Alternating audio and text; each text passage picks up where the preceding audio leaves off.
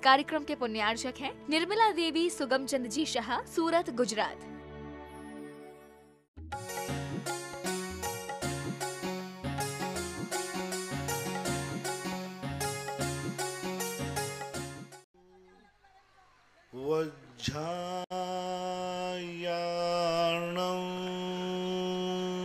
नमो वज्झायाणं नमो लोये सव्साहूर्णम्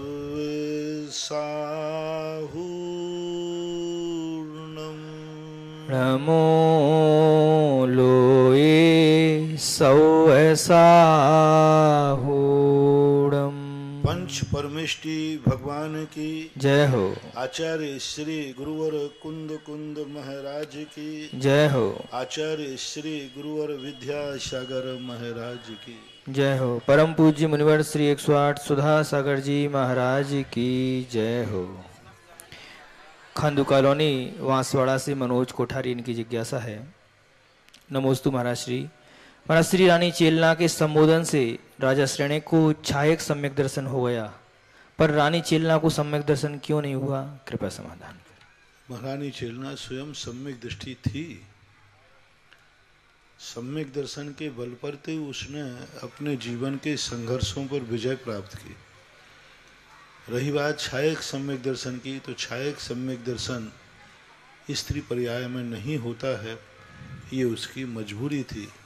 राजा श्रेणिक चूँकि वज्रवशम नाराज संघनधारी थे, पुरुष थे, 3 शुभ संगणों के साथ ही छायक सम्यक दर्शन होता है, अशुभ संगणन के साथ नहीं। इसलिए और स्त्री पर्याय में छायक सम्यक दर्शन होता ही नहीं है। उनियारा टोंक से आशीष जैन की जिज्ञासा है। नमोस्तु गुरुदेव। महाराज श्री भेद विज्ञान में आया है कि मैं एक दूसरे के सुख दुख का कारण हूँ। ऐसा विचार करना भी संसार का कारण है। इसमें मेरी जिज्ञासा है कि गुरुदेव, हम ऐसे सुख दुख में निमित्त तो बन ही रहे हैं, तो क्या निमित्त बनना संसार का कारण नहीं है? कृपया समाधान। सुख में निमित्त बनते हैं तो उसकी निंदा नहीं की गई। हम दुख में किसी के निमित्त बनते हैं। हमारे कारण से यदि कोई व्यक्ति दुखी होता है तो संसार वृद्धि होती है। यदि हमारे कारण से कोई व्यक्ति को सुख होता है, और वह भी सुख अच्छा सुख, बुरा सुख नहीं। जैसे एक शराबी को शराब देने पर सुख होता है, वो सुख नहीं। यदि कोई शराबी व्यक्ति है ना, उसको यदि शराब की बोतल कोई देवे तो बड़ा खुश होगा, बड़ी दुआएं देगा, स्मैक ची स्मैक के संबंध में देगा, इस संबंध में नहीं। यदि हमारा निमित्त किसी व्यक्ति को कल्याण मार्ग में लाने के लिए प्रेरणा देता है, तो वह संसार का कारण नहीं, वो परमार्थी है। हम लोग जो आप लोगों को उपदेश देते हैं, दुख से दूर करके सुख की तरफ ले जाते हैं। देशयामी समीचीनम धर्मम कर्म निवर्णम संसार दुखता सत्वान यो धरति उत्तमे सुखे। भगवान का कथन भी जिनवाणी हमेशा जीव को दुख से निकाल करके सुख में स्थापित करता है। बस कल्याणकारी सुपर हितकारी यदि सुख देने में आप निमित्त हैं तो वो संसार का कारण नहीं होता। अलवर से पंडित विक्रम शास्त्री, इनकी जिज्ञासा है। नमोस्तु महाराज श्री। महाराज जी, समोसरण के मान स्तंभों में स्थित प्रतिमाएं कृत्रिम है या अकृत्रिम? कृत्रिम है तो प्रतिष्ठा कौन कहाँ करता है? यदि अकृत्रिम है तो कहाँ से लाई जाती है? कृपया समाधान। उसके संबंध में आगम में कोई उल्लेख नहीं मिला। मात समोषण की जो रचना है वह किस रूप में करता है, कहाँ से लाता है, मात अनुमान इससे लगाया जाता है कि पूज्यवर त्रिलोक सार में श्री नेमीचंद महाराज ने जब तीर्थंकरों के वस्त्राभूषण की बात आई तो उनके वस्त्राभूषण के लिए सौधर्म इंद्र स्वर्ग में एक करंड बना हुआ है। उस करंड में से सौधर्मेंद्र आदि वस्त्र निकालकर भगवान को देते हैं। तो इससे अनुमान लगाया जाता है कि जब भगवान के वस्त्राभूषण स्वर्ग से आते हैं, वहाँ हैं, तो समोषण भी वहीं से आता हो, और भगवान की मूर्तियां भी कहीं वहाँ पर स्वर्गों में, कहीं चैत्यालयों में विराजमान रहती होंगी, जहाँ नित्य पूजन पाठ होता होगा, और बाद में वही इंद्र वहाँ से उठा के लाता होगा। लेकिन आगम में इसका कहीं उल्लेख नहीं मिला, कोई चर्चा नहीं है। या तो उपदेश का अभाव हो गया है, या कभी किसी ने प्रश्न नहीं उठाया होगा। संभवतः ऐसा लगता है कि उपदेश का अभाव हो गया, कहीं लिखा भी गया हो तो ग्रंथ आज लोप को प्राप्त हो गए। नसीराबाद से अशोक जैन की जिज्ञासा है। नमोस्तु महाराज जी। महाराज जी, सुदर्शनोदय महाकाव्य में लिखा है कि सुदर्शन सेठ अष्टमी और चतुर्दशी को रात्रि में शमशान भूमि में नग्न होकर प्रतिमा योग को धारण कर उत्कृष्ट साधना करता था। क्या आज के युग में कोई श्रावक ऐसी निर्गंथ साधना कर सकता है? कृपा से। नहीं, आज के समय पर इसका एक निषेध है। उसका मूल कारण है शक्ति का अभाव। यदि तुम्हारे जीवन में हम लोगों के लिए ही वनवास निषेध कर दिया, जब मुनिराज के लिए ही स्मशान में और वनवास में जो हम साधु लोग सदा से जंगलों में वनों में रहते थे, लेकिन इस कलयुग में आज्ञा हो गई कि आप वनवास में न रहें, इस स्मशान घाटों में ध्यान न करें। काले कलौ वर्णे वासे वर्जते मुनि सत्यमयी स्तीयते चा जनागारे ग्रामादिषु विशेषतः। यानी पंचम काल के जीव मुनिराज भी जंगलों में न रहें, क्योंकि संघनन की हीनता है। पहले मान लीजिए जंगल में रहते थे, कोई जानवर ने आक्रमण किया और आधा घायल कर दिया, तो उन मुनिराजों में इतनी क्षमता थी कि वे समाधि ले सकते थे, आमरण अनशन, और उनको संक्लेश नहीं होगा। आज यदि अपन वहाँ बैठ गए, मान लो रात्रि में कोई किसी जानवर ने आक्रमण कर दिया, तो क्या आप आक्रमण के बाद फिर आहारचर्या तो कर नहीं पाओगे। ऐसी स्थिति में अकाल में आपको मरना पड़ेगा, और अकाल में मरने पर आपको संक्लेश हो सकता है, और वह संक्लेश आपको दुर्गति का कारण बन सकता है। और यदि आप मुनि पर छोड़ते हैं तो फिर ऐसा जंगल में रहना, स्मशान में रहना किस काम का, जिससे मूल गुण मुनिव्रत ही समाप्त हो जाए। इसलिए आचार्यों ने स्पष्ट किया कि इस कलयुग में जब मुनि को मना ही है तो श्रावक को तो मना है ही। श्रावक मात्र जाकर के नसियों में जाकर के रह सकता है, मंदिरों में जाके रह सकता है, तीर्थ क्षेत्रों पर रह सकता है, लेकिन फिर भी आज की जिस प्रकार की परिस्थितियां हैं, गृहस्थों का आवागमन जहाँ होता है, वहाँ आप इस प्रकार के दिगंबर रूप भेष धारण करके सामायिक नहीं कर सकते, करना नहीं चाहिए। ब्यावर से कमला सोगानी इनकी जिज्ञासा है। महाराज श्री, वैयावृत्ति तप मुनियों के लिए है या श्रावक के लिए? और वैयावृत्ति प्रतिदिन आवश्यक करना होती है या जिसकी वैयावृत्ति करना है उसकी दशा अनुसार करना चाहिए? कृपया समाधान। उज्जवर कुंद भगवान ने श्री प्रवचन सार की चारे चूलिका में लिखा कि वैयावृत्ति ग्रस्थों के लिए मुख्य है, मुनियों के लिए गौण।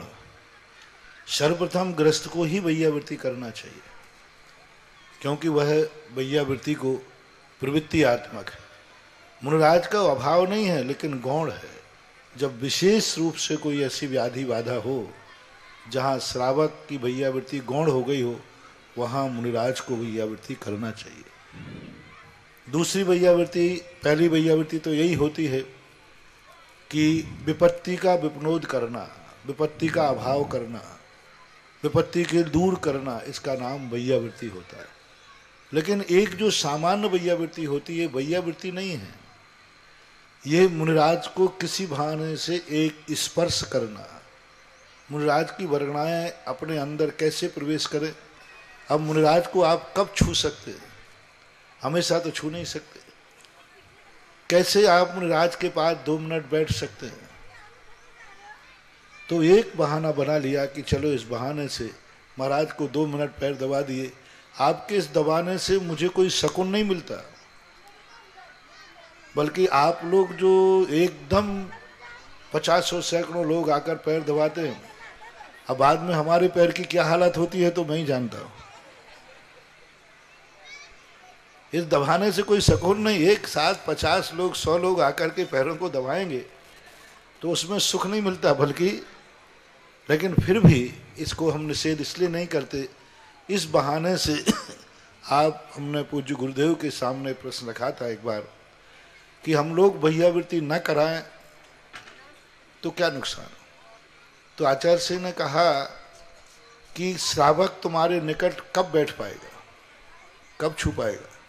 आप जब सामायिक से उठे हैं तो आप एनर्जी से भरे हुए हैं, आपका मन वचन काय विशुद्ध है, और उस समय वो यदि 1 मिनट भी आपके पैर छू लेता है तो आपकी एनर्जी से उसकी सोई हुई शक्ति जाग जाती है।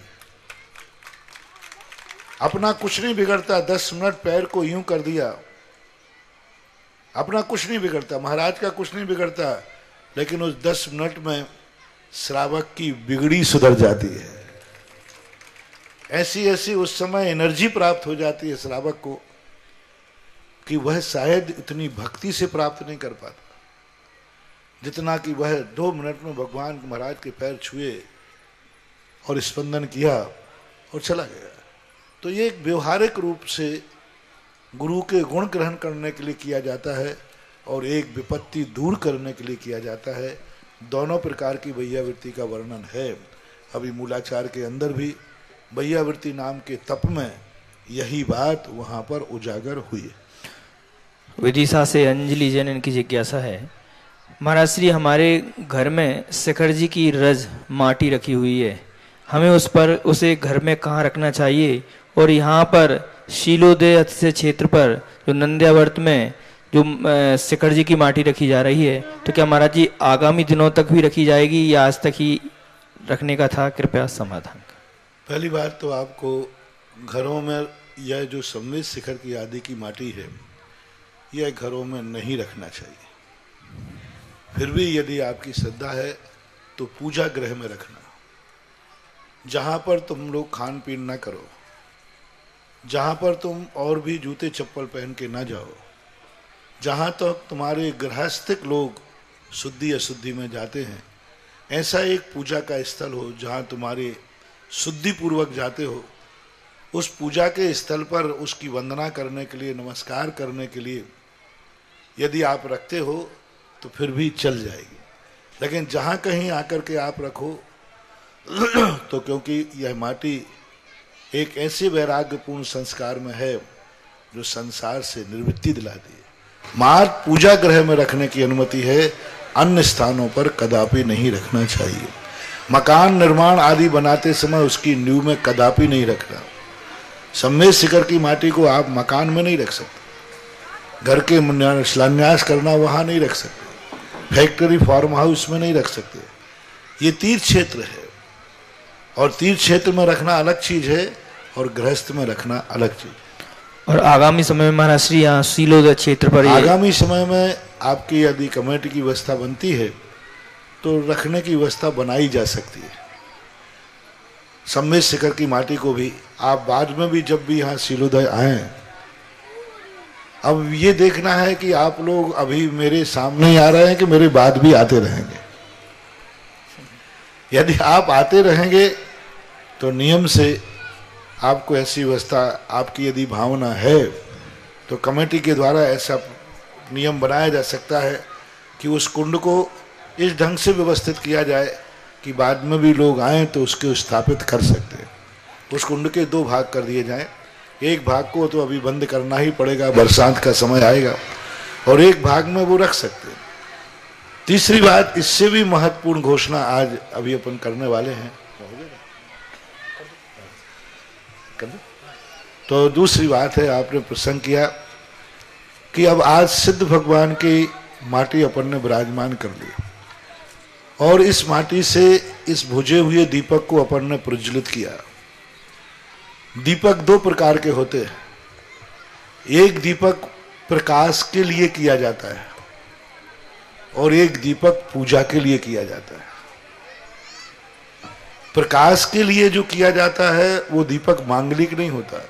जैसे आप लालटेन कहते हैं, ये हेलोजन वगैरह, ये सब मांगलिक नहीं है। क्योंकि ये आप अंधेरा मिटाने के लिए किया जाता है।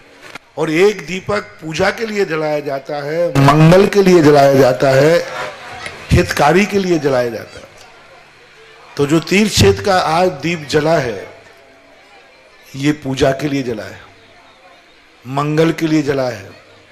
और जब पूजा और मंगल के लिए कोई चीज जलाई जाए तो उसके सामने कोई ना कोई देवता होना चाहिए, उसके सामने कोई ना कोई मंत्र होना चाहिए, उसके सामने कोई ना कोई ऐसी पवित्र पूजनीय वस्तु होना चाहिए, तभी ये दीपक मांगलिक बनेगा।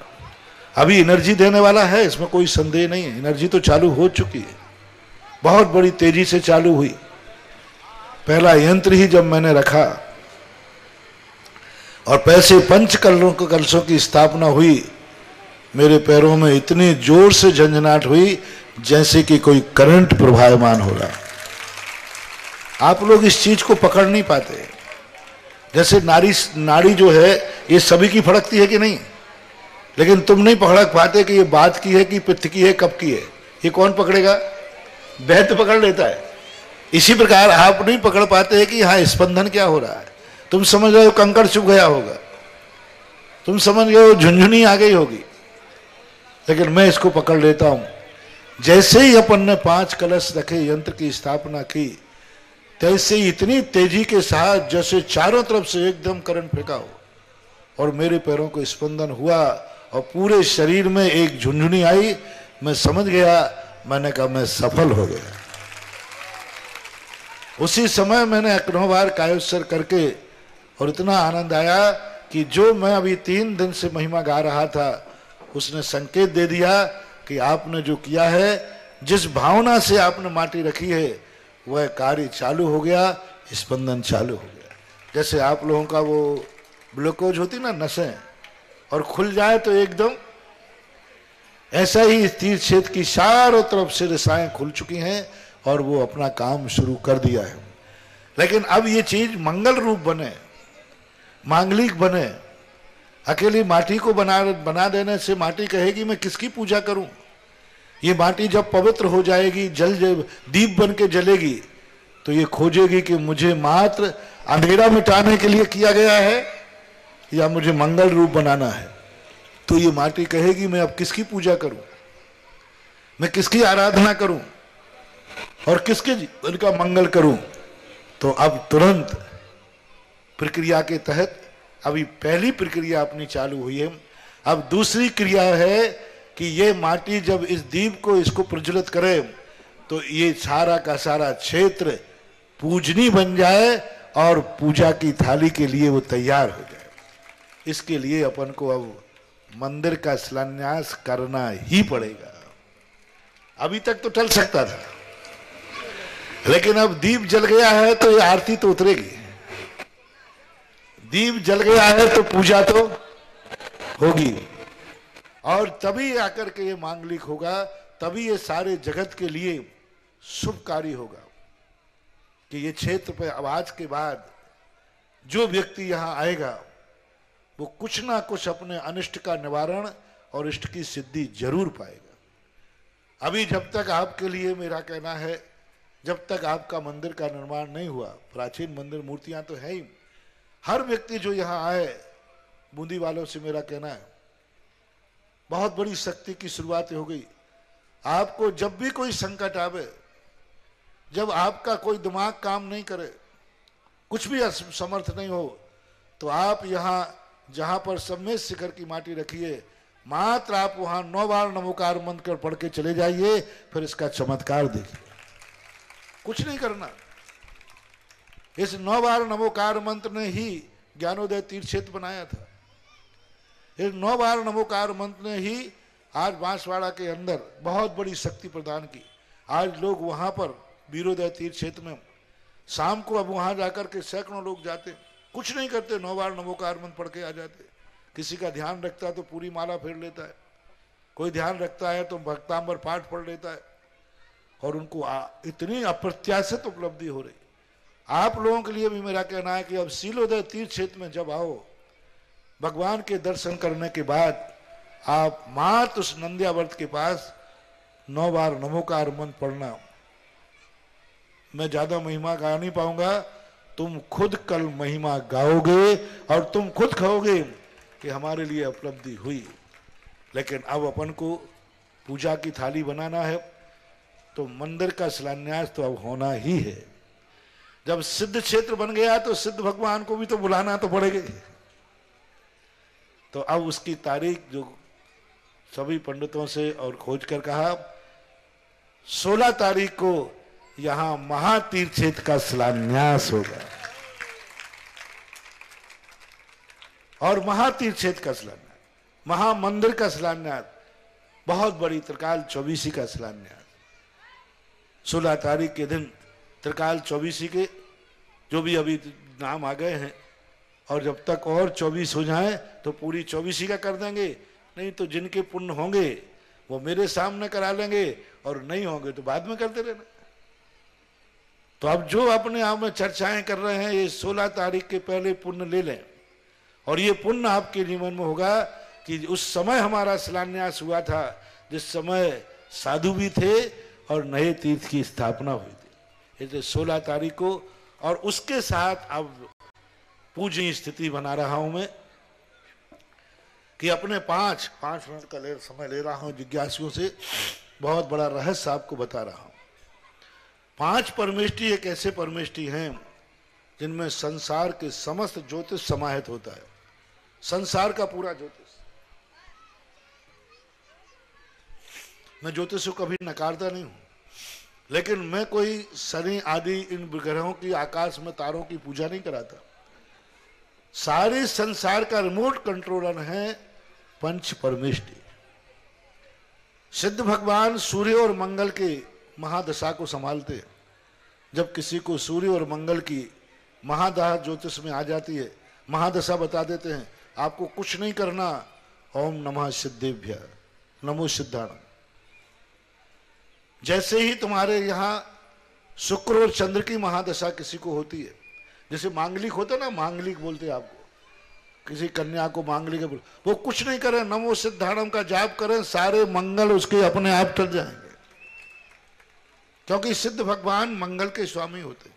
अरहंत भगवान शुक्र और चंद्र की महादशा का निवारण करते हैं। जिनकी राशि में, लग्न में शुक्र और चंद्र होता है, जो आचार्य परमेष्टि हैं, ये गुरु को संभालते हैं। उपाध्याय परमेष्टि बुद्ध की महादशा का विनाश कर देते, बुद्ध को संभालते, और साधु परमेष्टि शनि को संभालते। शनि का जो नाभि स्थान होता है, और इसके अंदर राहु केतु अपने आप समाहित हो जाते, यानी 9 ग्रहों को ये 5 परमेष्टि संभालते। अब ये जब 9 ग्रह कंट्रोल में आ गए तो फिर उस क्षेत्र पर कोई विघ्न नहीं आता। विघ्न आता है तो विघ्न काटने वाला नाश को प्राप्त हो जाता है और क्षेत्र की सुरक्षा हो जाती है। तो ऐसे पंच परमेष्टियों की 5 बीजाक्षर हैं। सिद्ध भगवान का हिरीम, अरहंत भगवान का हिराम, सिद्ध भगवान का हिरीम, आचार्य परमेष्टि का ह्रोम, उपाध्याय परमेष्टि का ह्रोम, और साधु परमेष्टि का हिरा। हिराम, हिरीम, हुरूम, ह्रोम, हिरा, ये 5 बीजाक्षर इतने शक्तिमान हैं।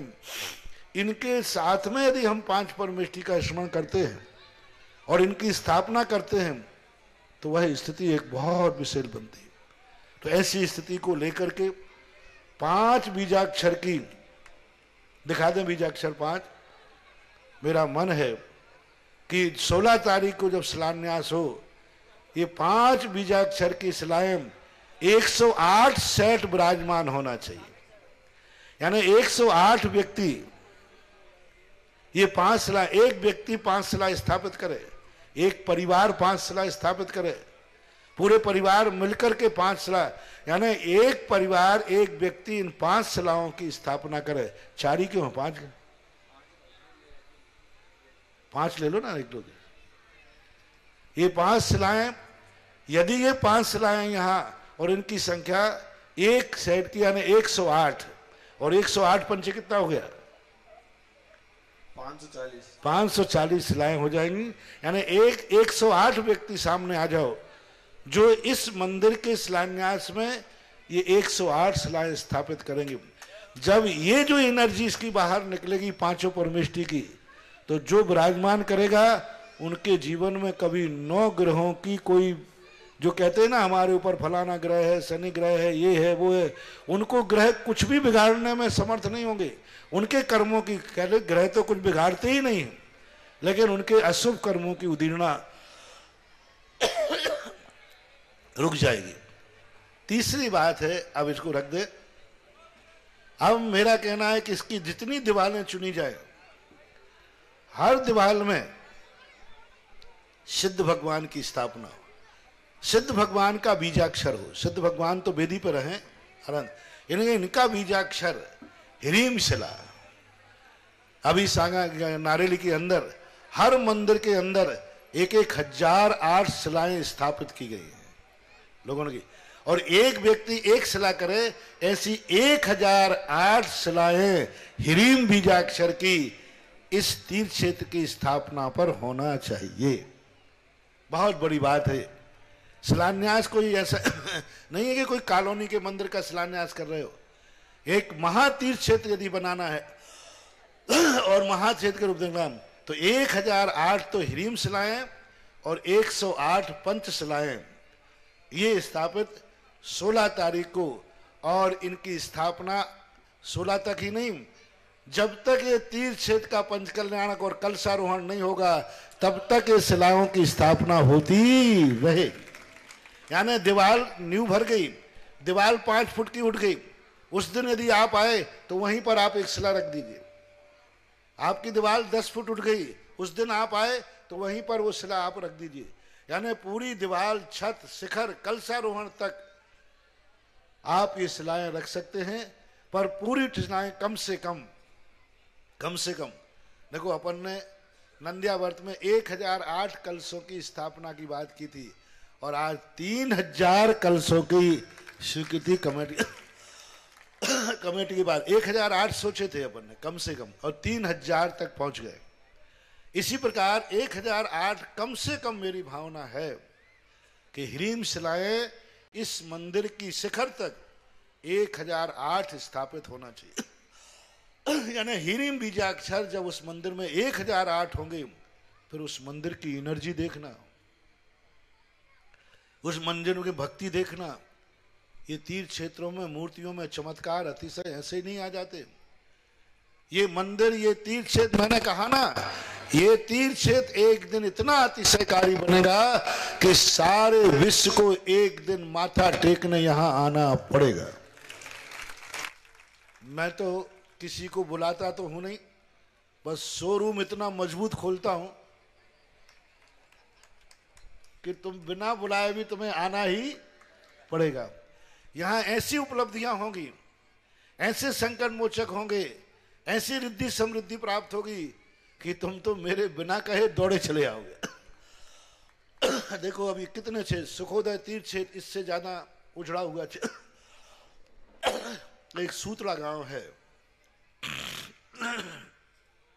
सूत्रा यहाँ बनेठा के पास है, टोंक, बिल्कुल एक जंगल में खेत में था, बहुत छोटा सा स्थान था।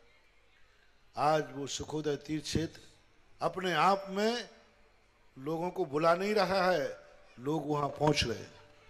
ऐसा ही सीलोदय तीर्थ क्षेत्र को बुलाना नहीं पड़ेगा किसी को, लोग यहां लाइन लगाते हुए आएंगे, और एक भी दिन ऐसा नहीं रहेगा जिस दिन कोई ना कोई यहां माथा टेकने के लिए नहीं आएगा। और बूंदी वाले तो लाइन में लगेंगे एक एक करके, क्योंकि बूंदी की हर समस्या का समाधान सीलोदय तीर्थ क्षेत्र ही करेगा। यहां से ही तुम्हारे कर्मों की जिंदगी सुधरेगी। अभी से इष्टदेव बना लो। हिंडोली वालों को तो मैंने बना ही दिया, और आप लोगों के लिए तो ये आज से जो आपने कहा कि बाद में भी होता रहेगा, तो लो, मैंने एक शाश्वत अविनाशी एक रास्ता खोल दिया।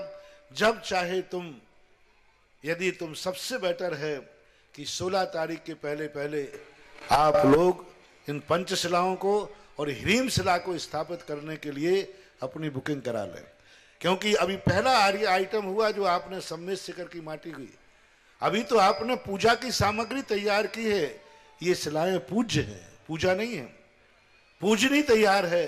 और हर व्यक्ति से मैं सदा कहता हूं कि यदि आपसे कोई मंदिर नहीं बनता है तो कोई बात नहीं, आप वेदी नहीं बना पाते तो कोई बात नहीं, जब भी मंदिर का शिलान्यास हो उसमें एक शिला और ईंट की स्थापना जरूर किया करो।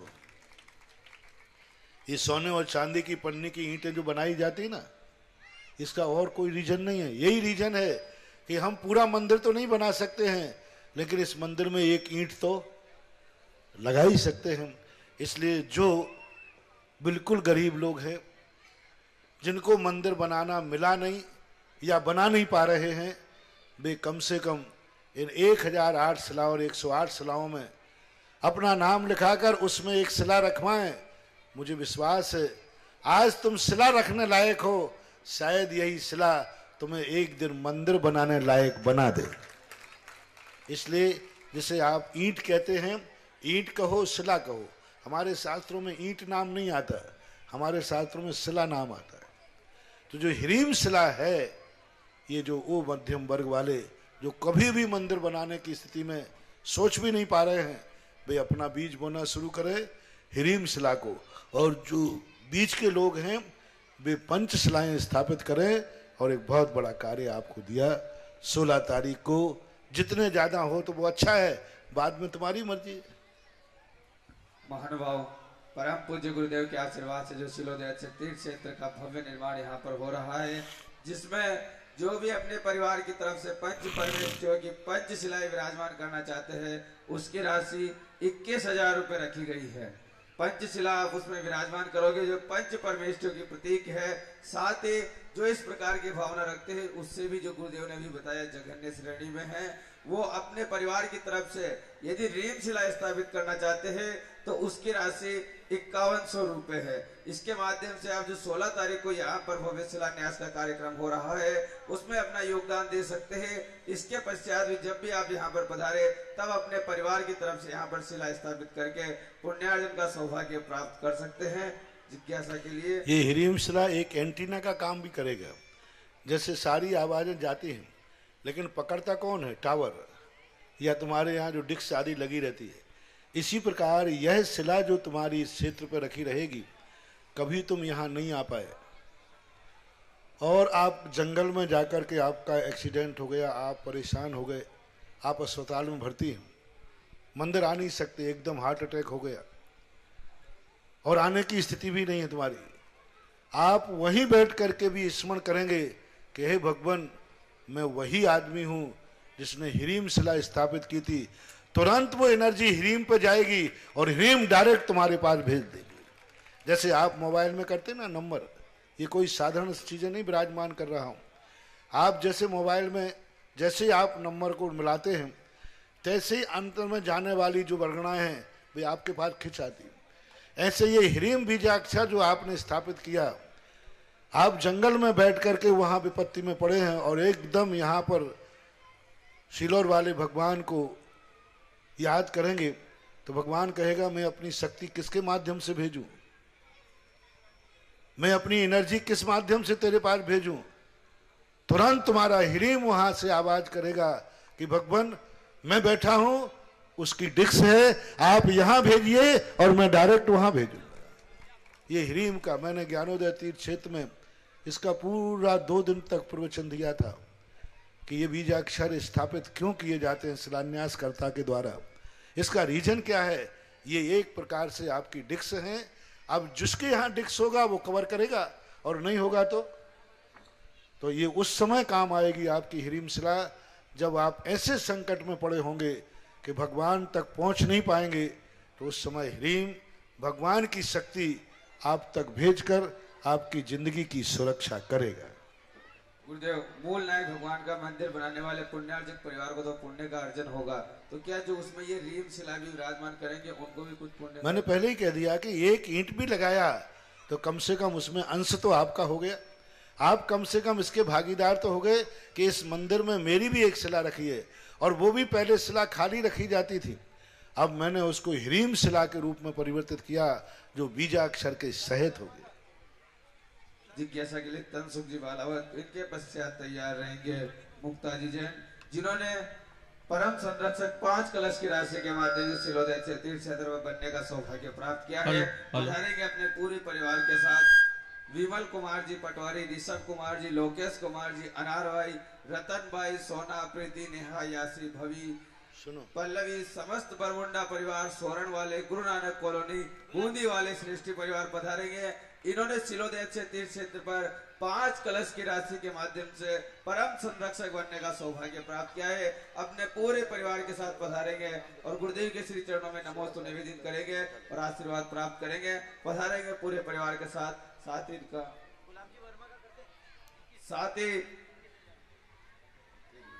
ही जिन्होंने 1 कलश 11 श्रीफल की राशि के माध्यम से तीर्थ रक्षक बनने का सौभाग्य प्राप्त किया है।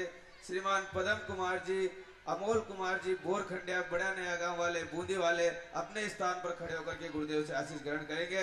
इन्होंने 1 कलश 11 श्रीफल की राशि के माध्यम से तीर्थ रक्षक बनने का सौभाग्य प्राप्त किया है। साथ ही पदम कुमार जी, धर्मचंद जी, विनोद कुमार जी, मनोज जी, मोहित जी, रौनक जी, ठग परिवार, नेनवा, बूंदी वालों ने भी 1 कलश 11 श्रीफल की राशि के माध्यम से तीर्थ रक्षक बनने का सौभाग्य प्राप्त किया है। जिज्ञासा के लिए तनसुख जी बालावा। मेरे परम उपकारी गुरुवर के चरणों में त्रिवार नमोस्तु। हे गुरुवर, हम भक्तों के लिए आपने सिलोर अतिशय क्षेत्र को जो हम प्रकट किया, उसके लिए हम आपका अनन्य उपकार मानते हैं। हे गुरुवर, आपके चरणों में बारंबार नमोस्तु नमोस्तु। परम संरक्षक के लिए आशीर्वाद देते हैं। कहाँ करो, जल्दी करो। हे गुरुवर, मेरी ये जिज्ञासा है कि हम भक्तों का ऐसा कौन सा पुण्य है और इस सिलोर क्षेत्र का हमारा ऐसा कौन सा लिंक है, पूर्व जन्म का या वर्तमान का, कि जिसकी वजह से हम आज इस क्षेत्र पर तुरंत आपकी घोषणा होते ही दौड़ते हुए चले आते हैं। हे गुरुवर, हमारी जिज्ञासा शांत करें। पुण्य का उदय तो उसी दिन आ गया था जिसने आचार्य सिंह ने हमें राजस्थान भेजा था आप लोग, और जब से आया हूं तो आज 25 साल लगभग होने को है, राजस्थान का ही हो गया हूं। और राजस्थान वो स्थान था जहां राजस्थान के लोग दुनिया में तीर्थ यात्रा करते थे, लेकिन राजस्थान में कोई तीर्थ यात्री ज्यादा नहीं आते थे। उधर महावीर जी, पदमपुरा, तजारा, इधर चांदखेड़ी थोड़ा बहुत होता। मध्य राजस्थान तो सुख ही था, लेकिन अब मध्य राजस्थान इतने तीर्थों का स्थान बन गया कि सारा भारत अब तीर्थ यात्री बनकर के राजस्थान आने लगा। सिलोर का जो बहुत बड़ा 18 साल की मेहनत थी, 18 साल से ये लोग मेरे पीछे पड़े। साल भर में ऐसा 2-4 बार पूरी समाज जाती थी। बहुत प्रयास किया। ये 18 साल की भक्तों की साधना और तपस्या का परिणाम है कि मैं आया और आकर के मात यूं नहीं चला गया, इसको तीर्थ में परिवर्तित किया। इतने जल्दी तीर्थ बनना, अब इससे जल्दी और क्या बनता है बताओ। अभी मुझे आए कितने दिन हो गए? 7-8 दिन हुए। हाँ, तो अभी 8 दिन में कोई तीर्थ क्षेत्र बनते? अब इससे फास्ट तो भैया टेक्नोलॉजी कोई है नहीं। सबसे ज्यादा फास्ट टेक्नोलॉजी। हाँ, बहुत बड़ी फास्ट टेक्नोलॉजी है। और आप लोगों का पुण्य, उन लोगों का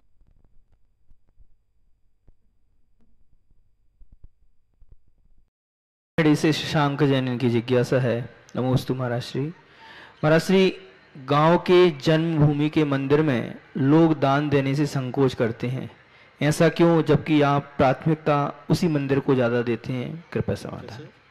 गांव के मंदिर में दान देने में लोग संकोच करते हैं, जिसका जन्म हुआ है, जन्म हुआ है, यहाँ जन्म हुआ है, इस मंदिर में दान नहीं देते लोग, किसी और के रहने। नहीं, गांव के मंदिर में जन दान तो देते हैं, ऐसी बात नहीं है।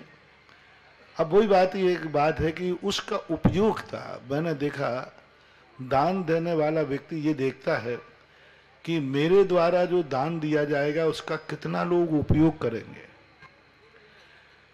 और उस उपयोग के ऊपर है। जहां 2 लोग दर्शन करते हैं वहां दान देने में वो कहेगा इतनी पुण्य मिलेगा, अधिक से अधिक। जैसे अभी सिलोर के अंदर कोई भी दान देना क्यों नहीं चाहता था? यहां दान देके क्या करेंगे? कितने लोगों को लाभ मिलेगा? कुछ नहीं। अब देखो, जो दान दे रहे हैं अब सारे भारत के तीर्थ यात्रियों को मिलेगा। अब इनका दान सफल होगा, क्योंकि तीर्थ यात्रियों की श्रृंखला अब ऐसी बनेगी कि निरंतर प्रतिदिन आएंगे।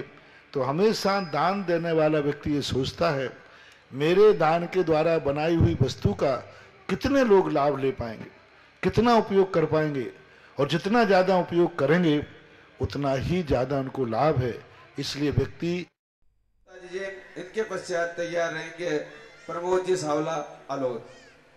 परम पूज्य गुरुवर सुधा सागर के चरणों में मेरा त्रिबार नमोस्तु नमोस्तु नमोस्तु। महाराज जी, आकाश द्रव्य के दो भेद हैं, लोकाकाश और अलोकाकाश। लोकाकाश में तो सभी जीव और अनंत अनंत सिद्ध परमेष्ठी भगवान रहते हैं, लेकिन अलोकाकाश का क्या महत्व है वो समझाइए। अलोकाकाश अपने आप में, अलोकाकाश और लोकाकाश ये दो भेद है नहीं। जैसे जमीन अखंड होती है, कोई भेद नहीं होता, लेकिन लोग अपनी अपनी नींव खोद लेते हैं तो भेद बन जाता है, हमारा प्लाट है तुम्हारा प्लाट। पृथ्वी तो अखंड होती है, पृथ्वी में कोई भेद नहीं होते। इसी प्रकार आकाश अनंत है, लेकिन अपन लोग जहाँ रहते हैं तीन लोक में, उसे अपन ने लोकाकाश कह दिया। लोकाकाश अलग नहीं है। जहाँ पर 5 द्रव्य देखे जाते हैं उसको लोकाकाश कहते हैं। और आकाश द्रव्य अपने आप में स्वयं प्रतिष्ठित है, महत्व तो नहीं होते हुए भी दूसरों के लिए उपकारी नहीं है, लेकिन वो स्वयं तो अस्तित्ववान है। हाँ, चढ़ा देते। चलिए जिज्ञासा करेंगे इनके पश्चात प्रमोद जी सावला। महानुभाव जो यहाँ पर परम पूज्य गुरुदेव ने हम सभी के लिए आशीर्वाद प्रदान किया है कि हम भी अपने परिवार की तरफ से जो यहाँ पर भव्य मूल नायक भगवान के मंदिर जी का निर्माण हो रहा है, जिसमें अपन भी पुण्यार्जन कर सकते हैं। 5 रीम शिलाएं स्थापित करके वो आप 16 तारीख तक आकर के यहाँ पर उसका सौभाग्य प्राप्त कर सकते हैं। और साथ ही जो भी यहाँ पर संवेद शिखर जी की माटी को विराजमान करना चाहते हैं, अभी 16 तारीख तक तो आप यहाँ पर पधार करके गुरुदेव के सत्संग सानिध्य में विराजमान करने का सौभाग्य प्राप्त कर सकते हैं। जिज्ञासा के लिए प्रमोद जी सावला, जिन्होंने अपनी स्वीकृति दी है 21,000 रुपए की राशि के माध्यम से पंचशिलाएं विराजमान करने में। निर्भय कुमार जी, रूपेंद्र कुमार जी, नव कुमार जी, सिद्धार्थ जी, उत्कर्ष जी गोदा परिवार भीलवाड़ा वालों ने, विकास जी जैन भिंड वालों ने पंच परमेष्ठी शिला और रीम शिला स्थापित करने में अपनी स्वीकृति प्रेषित की है। नंदलाल जी जैन, चंद्र प्रकाश जी जैन धानोत्या अलोद वालों ने भी अपनी स्वीकृति प्रेषित की है। गुलाब चंद जी ने भी अपनी स्वीकृति अजमेर से प्रेषित की है। साथ ही अक्षत जी शास्त्री, नंदलाल जी शास्त्री, मंजुला जी शास्त्री, बाहुबली कॉलोनी बांसवाड़ा वालों ने भी अपनी स्वीकृति प्रेषित की है। जिज्ञासा के लिए प्रमोद जी सावला। गुरुवर के चरणों में कोटि कोटि नमोस्तु। गुरुवर, मेरी जिज्ञासा ये है कि जब कोई जैन समाज से वकील बन जाता है और उसको पता रहता है कि सामने वाला अपराधी है, फिर भी वह झूठ बोलकर कोर्ट में उसे जिता देता है, तो यह कहाँ तक उचित या अनुचित है? यदि आपने कोई गलत कार्य किया है और आप कहीं फंस रहे हैं, तो वकील के पास यदि आप जाएंगे तो उस वकील को आपको हराना चाहिए या जिताना चाहिए? जिताना चाहिए। हैं? जिताना चाहिए। बस आप अपनी जैसी ही दुनिया को समझिए ना। हर चीज में धर्म की सील क्यों लगवाना चाहते? कहाँ क्या प्रसंग है उस पर विचार करना चाहिए। रही बात यहाँ तक कि अपराधी को बचाना तो ठीक है, लेकिन अपने अपराधी को बचा करके किसी दूसरे व्यक्ति को फांसी दिला देना, किसी को सजा दिला देना, ये कम से कम नहीं होना चाहिए। पहली बात तो अपराधी को बचाना ही नहीं चाहिए। वास्तविक रूप से वकीलों को वो केस नहीं लेना चाहिए जिसमें स्पष्ट है कि इसने अपराध किया है। फिर भी यदि वकील पैसे के लोभ में, आजीविका के लोभ में, अथवा गलती हो गई फिर भी उसको बचाने के लोभ में यदि कोई बात करता है, तो ऐसे केसों में ले ले कि मैं अपराधी को बचाऊंगा, लेकिन इसको बचाने में वो निरपराधी फंस जाएगा, निरपराधी को जेल हो जाएगा, निरपराधी को फांसी हो जाएगी। तो ऐसे केस तो कम से कम नहीं लेना चाहिए। अपराधी को बचाना क्षम्य किया जा सकता है, लेकिन अपराधी को बचा करके निरपराधी को फंसाना ये कदापि ठीक नहीं हो सकता। चलिए जिज्ञासा करेंगे इनके पश्चात अनिता जी सभद्रा, इनके पश्चात तैयार रहेंगे अशोक जी जठानीवाल, जिन्होंने अभी अभी तीर्थ रक्षक में 1 कलश 11 श्रीफल की राशि के माध्यम से अपनी स्वीकृति प्रेषित की है। श्रीमान विमल कुमार जी, श्रीमती विमला जी, चिन्मयी जी, नताशा जी जैन ठग इटावा वाले ओमान वालों ने तीर्थ रक्षक में अपनी स्वीकृति प्रेषित की है। जिज्ञासा के लिए अनिता जी सभद्रा। मेरे और मेरे परिवार के परम आराध्य पूजनीय श्री गुरुवर के श्री चरणों में कोटिशा नमन करती हूँ, वंदन करती हूँ। हे गुरुवर, मेरा प्रश्न, मेरी जिज्ञासा लौकिक है, सामाजिक है। क्षमा चाहूँगी गुरुवर, और सभी समाजवासियों से भी क्षमा चाहूँगी। थोड़ी सी आज जो समाज में विडम्बना है उसके बारे में मैं जानना चाहती हूँ, समाजवासियों का मार्गदर्शन करवाना चाहती हूँ। गुरुवर, मेरी जिज्ञासा ये है कि आज के परिवेश में सब जगह ये धारणा चल रही है कि बेटी बचाओ बेटी पढ़ाओ। सत्यता है और होना भी यही चाहिए। एक समाज में बेटी, दो परिवारों का मान सम्मान होती है, दो परिवारों का गरूर होती है। किंतु गुरुवर, जब एक अच्छी शिक्षा बेटियां ग्रहण कर लेती हैं तो उनके माता पिता छोटे गरीब परिवारों में या छोटे गांव के परिवारों में, छोटे तबके पर व्यक्तियों को बच्चियां नहीं देते हैं। बहुत आज समाज में एक ऐसी विडम्बना हो गई कि 30-30, 40-40 साल के बच्चे कमारे बैठे हुए हैं। तो गुरुवर, मेरी जिज्ञासा है कि आप समाजवासियों का थोड़ा सा, आपको सभी देश विदेश में, भारत में ही नहीं देश विदेश में समाज वाले, मैं समझ गया आपका भाव, सुना जा रहा है। किंतु गुरुवर, थोड़ा सा मार्गदर्शन ये करें, और मुझे पूरा विश्वास है कि आपके मार्गदर्शन से और आपके आशीर्वाद से, आपकी समाज वाले मेरी बात माने तब ना। नहीं गुरुवर, ये समाज वाले वही बात मानते हैं जो इनके मतलब की होती है। फिर भी मेरा ये कहना है, ओम शांति। सबसे बड़ा संदेशा यही है कि आज जो पुरुषों का, बच्चों का और बच्चियों का जो बैलेंस बिगड़ रहा है, जब तक ये सुधार नहीं होगा तब तक मेरी आवाज का कोई फर्क पड़ने वाला नहीं। बैलेंस बिगड़ रहा है। एक समय था जब कन्याएं ज्यादा होती थी, पुरुष कम होते थे। हमारे शास्त्रों में, सभी शास्त्रों में, जैन अजैन में, हमेशा से चौथे काल में पुरुष से तिगुना प्रमाण स्त्रियां होती थी। यानी बच्चे जो हैं एक, तो बच्चियां होती थी 3। ये सिद्धांत, शास्त्रों का सिद्धांत। समूषण में जितने पुरुष होते थे उससे तिगुनी महिलाएं होती थी। संसार में भी तिगुनी स्त्रियां, आगम में लिखा हुआ है शास्त्र में कि जो अच्छा काल होता है उस समय महिलाओं की संख्या तिगुनी होती है। उसी का परिणाम था कि बहु विवाह है, क्योंकि एक पुरुष है और 3 कन्याएं हैं। तो बहु विवाह की जो प्रथाएं थी, ऋषभ देव ने भी 2 विवाह किए।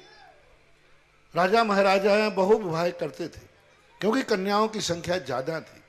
चक्रवर्ती की 96,000, 8,000 और भी सब होता था, शास्त्रों में पढ़ते हो। तो उस समय क्यों ऐसा होता था? कन्याओं को मारा नहीं जाता था। कन्याओं का जन्म मांगलिक मानते थे, शुभ मानते थे, अवभाग्य मानते थे, इसलिए कन्या के प्रति बड़ा सम्मान भाव था। तो ये स्थितियां थी। आज वर्तमान की स्थिति में ये आ गया है कि आज पुरुषों की संख्या अधिक है, बच्चियों की संख्या बहुत कम है, बहुत कम है। एक पर, मतलब 1000 पर 800 कन्याएं हैं जैनियों में। सबसे ज्यादा विश्व में जाति समीकरण बिगड़ा है स्त्री पुरुष का तो जैन समाज का। इतना किसी में नहीं, अन्य समाजों में इतना डिफरेंस नहीं है। 1000 बच्चे हैं, 800 बच्चियां हैं। अब 200 जो बच्चे हैं, या तो वे 200 बच्चे मेरे पास आकर के महाराज बन जाए तो मामला सुलट जाएगा, एक को एक मिल जाएगी। अन्यथा वे 200 बच्चियां जो हैं उसमें अब बच्चियों की संख्या कम होने से हर वस्तु, जो वस्तु बाजार में कम होती है उसकी कीमत बढ़ जाती है। जब बच्चियों की संख्या कम है तो क्यों अपनी बच्ची को कोई व्यक्ति गांव में देगा? क्यों देहात में देगा? आपकी खुद की बेटी होगी तो आप प्रयास करेंगे कि मेरी बेटी गांव में ना जाए। नहीं है गुरुवर, है नहीं, इसलिए कह रही है। काश होती है। हमेशा वही व्यक्ति जिसके यहाँ बच्चियां नहीं होती है ना, वो दहेज को अच्छा कहता है, और जिसके यहाँ बच्चियां होती हैं वो दहेज को बुरा कहता है। यदि काश सोचो कभी आपकी बच्ची होती तो क्या आप गांव में देना पसंद करते? नहीं करते। ना आप करते और ना मैं समर्थन करूंगा। क्यों? वस्तु कम है। तो वस्तु जब बेटी कम है तो हम क्यों गांव में देवें? अच्छे स्थान पर देंगे जहां उसको एजुकेशन, मेडिसिन, सारी सुविधाएं होंगी। इस प्रश्न का जवाब आपने प्रश्न किया है और मांगा है, तो इस प्रश्न का जवाब जब ही सफल हो सकता है तभी सारे भारत का ये बैलेंस, कि जितने बच्चे हैं कम से कम उतनी बच्चियां हो और लोग परिवार नियोजन बंद करें और कन्या की भ्रूण हत्या बंद करें। सबसे ज्यादा कन्या की भ्रूण हत्या होती है तो जैनियों के यहां सबसे ज्यादा हत्यारे हैं जैनी, सबसे ज्यादा। स्पष्ट बता रहा है कि सारी जातियों में कन्याओं का इतना बैलेंस नहीं बिगड़ा, जैनियों में कैसे बिगड़ गया? क्या कुदरत में जैनियों के यहां कन्याएं पैदा नहीं होती? कन्याओं का बैलेंस बिगड़ना बता रहा है कि सबसे ज्यादा कन्या की भ्रूण हत्या यदि संसार में कोई जाति करती है तो जैन जाति, जो छने पानी की घोषणाएं करते हैं, जो दुनिया भर की अहिंसा की बातें करते हैं, और कन्या के नाम पर सबसे ज्यादा हत्याएं होती हैं। क्यों? कन्या की हत्या 1 नंबर में नहीं हो सकती, 2 नंबर में होती है, और 2 नंबर कराने के लिए पैसा चाहिए, और जैनी के पास पैसा है, वो पैसे के बल पर अपनी बेटी की हत्या करवा देते हैं, डॉक्टर उसमें बिक जाता है। सबसे बड़ी हत्या का कारण है। तो जब तक जैन समाज दाम्पत्य जीवन दोनों पति पत्नी ये नियम ना लेवें कि हम कन्या की कभी भ्रूण हत्या नहीं कराएंगे, यदि ये नियम ले लिया तो गारंटी मेरी है कि 5 साल के अंदर कोई देहात में कुंवारा बच्चा नहीं रहेगा। या तो ब्रह्मचारी होगा या गृहस्थ होगा, 2 ही तरीके होंगे। या तो वो ब्रह्मचारी होगा, वो उसकी मर्जी है, और या फिर गृहस्थ होगा, कोई कुंवारा नहीं रहेगा। महाज जैनियों को यदि वेदना है तो सारे जैनी ये संकल्प करें, मंदिर में श्रीफल चढ़ा के संकल्प करें, हम कन्या की कभी भ्रूण हत्या नहीं कराएंगे। तो फिर देखना, फिर ये सारी 40-40 साल के जो आपके बच्चे बैठे हैं उसका मूल कारण क्या है? कन्या की भ्रूण हत्या। और एक हर व्यक्ति बेटी चाहता नहीं चाहता, बहू चाहता है, बेटी कोई नहीं चाहता। अरे यदि एक बुढ़ा भी हो, एक जवान लड़की बिगड़ती बाजार से निकलती है तो बुढ़ा भी वो चश्मा यूं यूं करके देखता है। अरे मूर्खानंद, यदि जब लड़की जवान होने पर इतनी प्यारी है तो लड़कियों को पैदा होने दो, संसार में जीने दो, और तुम उनके लिए पानी ग्रहण करके लाओ, और उसके साथ तुम्हारा जो गृहस्थिक जीवन है वो होता है। कितना बड़ा पाप कर रहे हैं। कन्या को चाहते हैं, जवान कन्या को चाहते हैं, लेकिन कन्या को जन्म देना नहीं चाहते। दुनिया का हर व्यक्ति, जितने भी संसारी लोग हैं, जवान लड़की पर आंख उठाते हैं, जवान लड़की को बुरी नीयत से देखते हैं, लेकिन उस कन्या जवान लड़कियां पैदा नहीं होती हैं, पैदा तो बच्ची ही होती है। यदि तुम्हें जवान कन्या प्यारी है तो बच्ची को जन्म दो, बच्ची को गोदी में खिलाओ, बच्ची को गर्भ में पलने दो, और भ्रूण हत्या करना बंद करो। तब से एक ही समाधान है, भ्रूण हत्या कम होगी तो ये बैलेंस बनेगा, अन्यथा 5 साल के बाद आप 1000 होंगे पुरुष और 500 कन्याएं होंगी। यही भ्रूण हत्या होती गई तो। और इसमें कन्या की भ्रूण हत्या में सबसे बड़ा कोई कारण है तो नारी जाति। घर में जब कन्या बहू के यहाँ लड़का नहीं होता है तो सबसे ज्यादा विकल्प आता है पुरुष को नहीं, ससुर को नहीं, सासू को सबसे ज्यादा विकल्प करती हैं। नारी नारी जाति की सबसे बड़ी दुश्मन है। सबसे ज्यादा कन्या का जन्म होने पर पुरुष फिर भी संतोष कर लेता है, लेकिन जो स्त्री होती महासागर जी, मुस्लिम सागर जी महाराज की जय।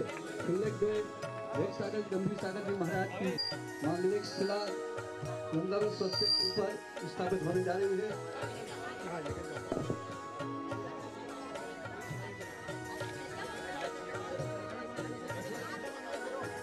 जो जिन्होंने 5 कलश समित शिखर जी वाले 5 कलश वाले,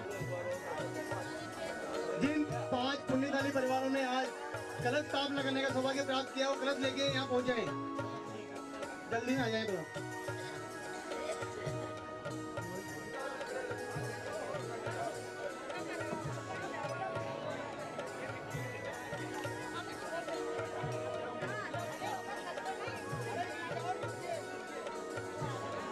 मैंने सौभाग्य प्राप्त किया है, वो अंदर आ जाएगा।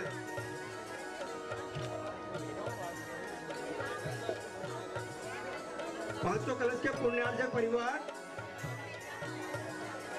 शिलान्यास स्थल में पधारे।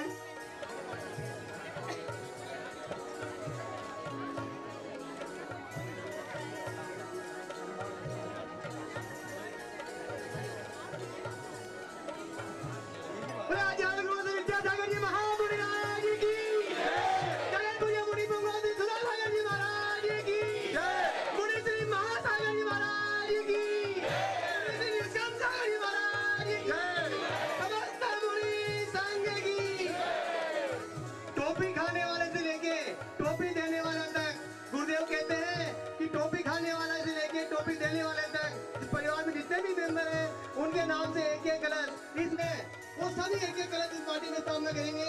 वहाँ कार्यालय में कलश मिल रहे हैं, आज जाके ले सकते हैं। पैसे चिंता नहीं है, पैसे बाद में जमा करा दो यहाँ पे। 11,000 रुपए राशि बाद में जमा हो जाएगी। आप कार्यालय जाइए और कलश लेके आइए।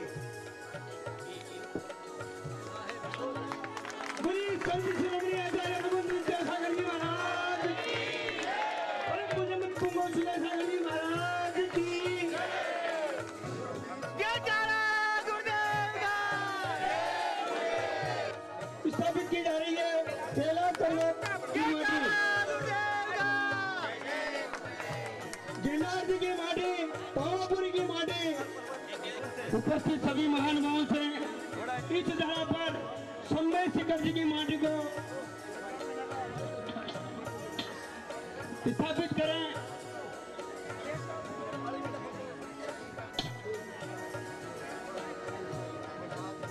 अब शेष लोग अपनी सावधानी से रकम नहीं करके किसी के चारों तरफ कलश अपने रखते जाएंगे। कलश के ऊपर कलश भी रख सकते हो, ये जो आपको बनाया था उस पर रखते जाए, उसके बाहर भी रखते जाए, कोई बाधा नहीं। अब क्योंकि यह माटी अपने आप माटी के अंदर जाके पूरे क्षेत्र को प्रज्वलित करेगी। नहीं, कलश अपने घर नहीं ले जाना, कलश रखना है, माटी नहीं ना, कलश सहित रखना है। हाँ, कलश सहित रखना है। बाद में पेट में पन्नी के साथ ना रखें और कलश सहित रखना, माटी नहीं डालना के लिए, कलश सहित रखना। चलो वो 700 तीर्थराज सम्मेद शिखर की शिलोदय अतिथ तीर्थ क्षेत्र की पूज्य आचार्य गुरुवर विद्यासागर महाराज की आदिनाथ भगवान की, पूज्य मुनि पुंगा श्री सुधासागर जी महाराज की जय, महासागर जी महाराज की जय, निष्कंप सागर जी महाराज की जय। जयकारा गुरुदेव का। सब बोलिए, ये तो बहुत उजट होने वाला है। इस कार्यक्रम के पुण्यार्चक थे निर्मला देवी सुगम चंद जी शाह, सूरत, गुजरात।